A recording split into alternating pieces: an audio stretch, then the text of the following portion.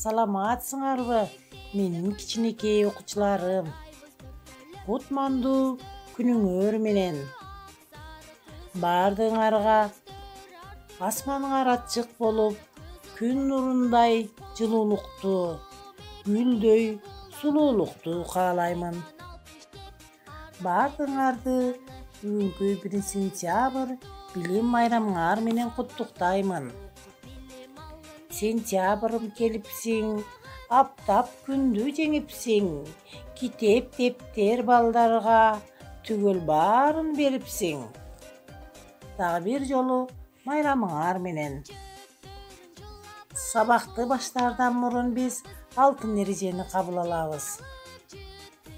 Ар бирибиз тазалыкты сактайбыз. Онлайн сабакка активдүү катышабыз. Үйдөн чыкпайбыз. Балдар, маанайыңар кандай? Бүгүнкү сабагыбыздын темасы сүйүктүү Кыргызстаным.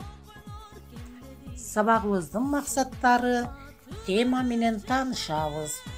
Сүйүктүү мекенибиз жөнүндө маалыматтарды алабыз. Талкууга активдүү катышабыз. Суроолорго жооп беребиз. Ата мекенди сүйүүгө, коргоого, улут аралык достук биримдикти тыңоого үйрөнөбүз. Мен сыймыктанам.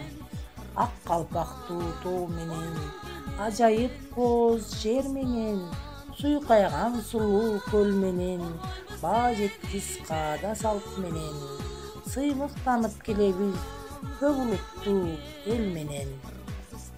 Кыргызстан таң каларлык тоолуу өлкө.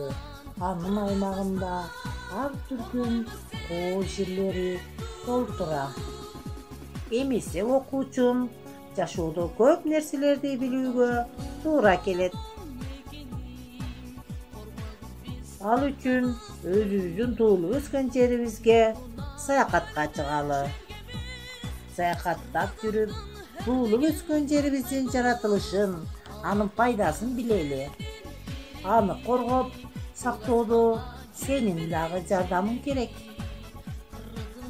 Кыргызстанда кыргыз, орус, казак, өзбек, уйгур, татар, түрк, тажик, юнган, корей, немис, украин, дагы көптөгөн ар түрдүү улуттагы элдер ынтымакта жашашат. Баарынын мекени биздин сүйүктүү Кыргызстан. Азыр анда эмесен биз Кыргыз Республикасынын мамлекеттик символдору жана Кыргызстандын кооз жерлери жөнүндө маалыматтарды алабыз. Кыргыз Республикабыздын мамлекеттик туусу 1992 жылдын 3 мартында кабыл алынган. Кыргыз Республикасынын мамлекеттик туусу ортосуна 40 нуру тегиз чачыраган, алтын түстөгү күн алкагынын ичине кыргыз боз үйүнүн кызыл түстөгү түндүгүнүн сүрөтү түшүрүлгөн. Ал эми Кыргыз Республикабыздын герби 1994 жылдын 14 январында кабыл алынган. Ошону менен бирге Кыргыз Республикабыздын мамлекеттик гимни 1992 жылдын 18 декабрында кабыл алынган. Азыр Кыргызстаныбыздагы эң кооз болгон жерлер менен таанышабыз. Ысык көл бул Кыргызстандагы эң чоң көл. Дүйнөдөгү 25 ири көлдүн катарына кирет. Арсланбаб бул Кыргызстандын түштүгүндө жайгашкан эң кооз курорттордун бири. Сулайман тоо Ош шаарынын таң ортосунан орун алган. Анын узундугу 1140 метрден, туурасы 560 метр.